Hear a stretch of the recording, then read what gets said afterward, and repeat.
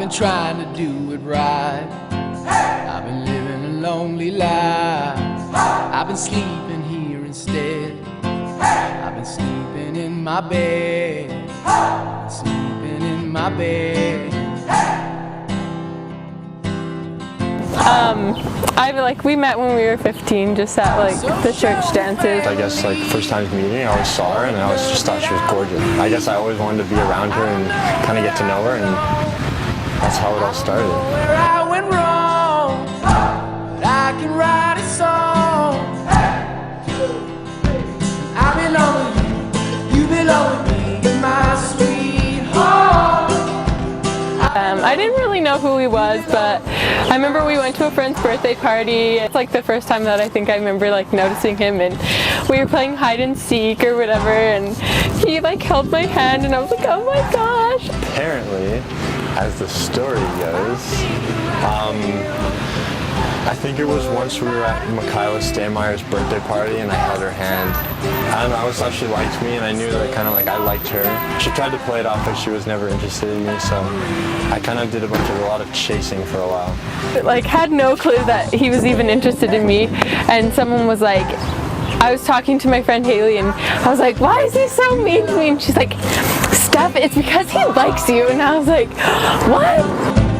You belong with me, my sweet.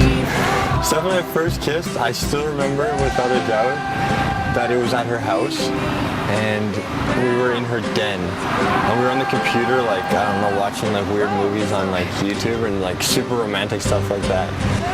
We were watching YouTube videos or something silly like that, and then the power goes out.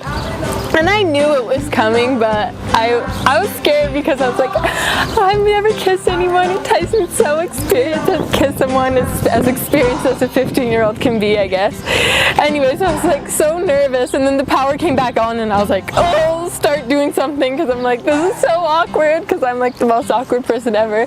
And so we start watching another YouTube video and he leans in to kiss me, and so we kissed. And I went for it and gave her a kiss on the cheek first. And I just kissed her on the cheek. I don't know, we were both super nervous, and so I think I might have kissed her again on the cheek, and then finally worked up the courage and gave her an actual kiss. I just wanted to change the subject. I was so frazzled, and I meant to say, this is so funny, talking about the YouTube video, and then I was like, that was so scary, and then I was like, oh my gosh, what did I just say? And then somehow someone spread the rumor that the power was out, and then we kissed. Apparently I tell the story wrong, but the power did go out. We dated all through high school, and then to put it mildly, we had a falling out, and he left on his mission to Argentina, and while he was gone, I kind of dated a little around, and I just kept coming back to him we are so compatible, and he just gets me. But so he got home from his mission, and I was secretly hoping that something would happen. And the 24th was Christmas Eve, and as tradition goes with our families, we always run into each other at the Christmas nativity on Christmas Eve. No matter what, our families always run into each other. Went to the nativity pageant, and of course I got all ready, and I was like, hopefully I see him. And so it was Christmas Eve, and sure enough, ran into her family again. We ran into him, and I was like, he's over there, and then I was like, I'm not going over there, and I think he did the same thing with his mom. Where I guess I got that those butterflies again, got so nervous to see her. I went up with my mom to go see her, and she gave me a huge hug, and just seeing that smile on her face was just it was awesome to see that smile again, and just get a huge hug from her. And we were kind of flirting, and it was kind of fun because it was it was we had never dated before, but we had. And so then he asked me out on a date to a hockey game, and that's the rest is history. We've been dating ever since, and yeah.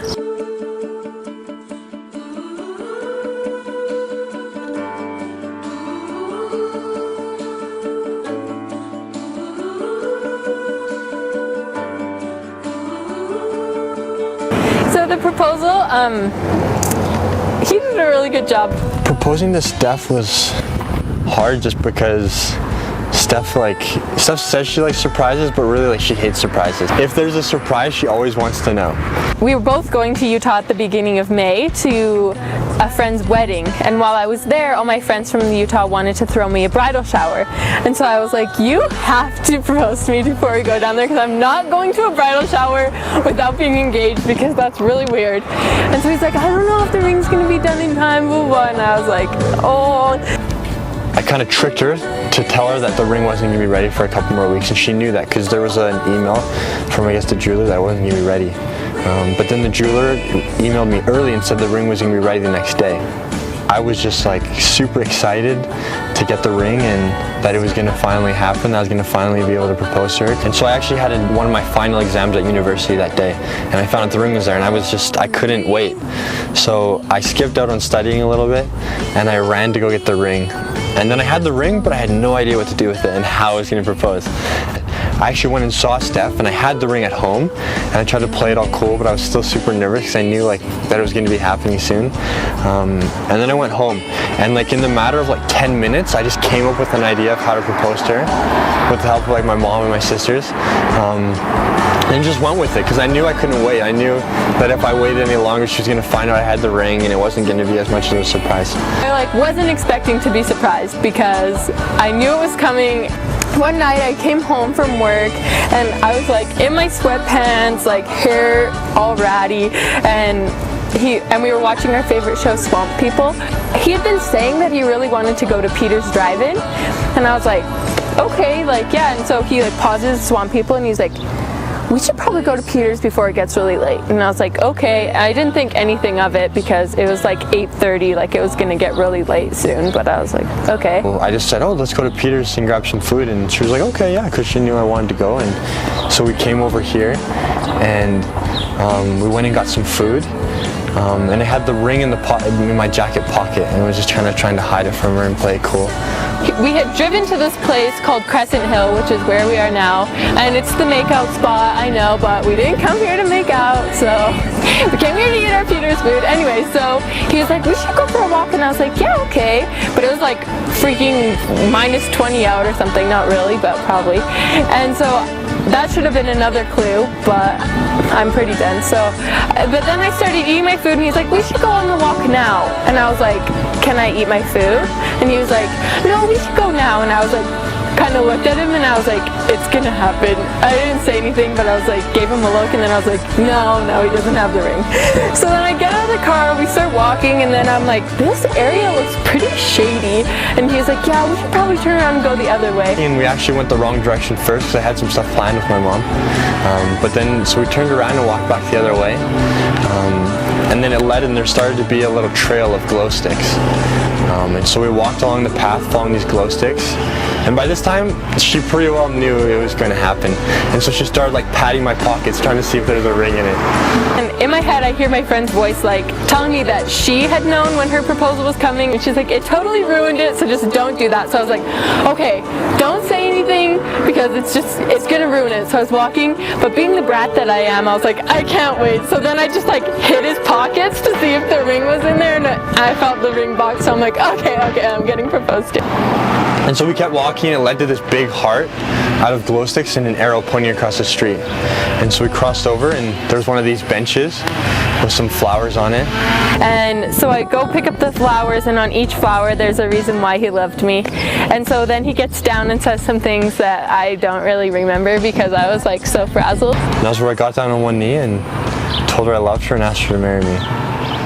I was crying and his lip was quivering. If you know anything about Tyson, that's what he does when he gets emotional. It was honestly one of the best days of my life to finally be able to propose to her and get the ring on her finger.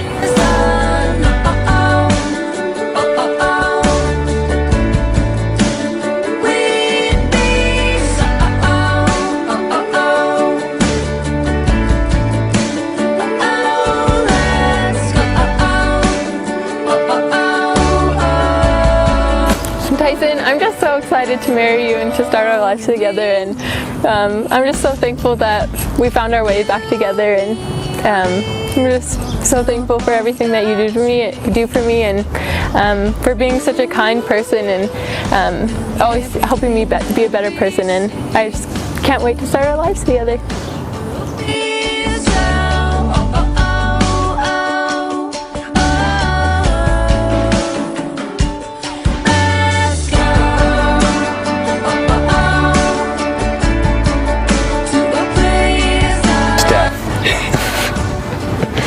I love you.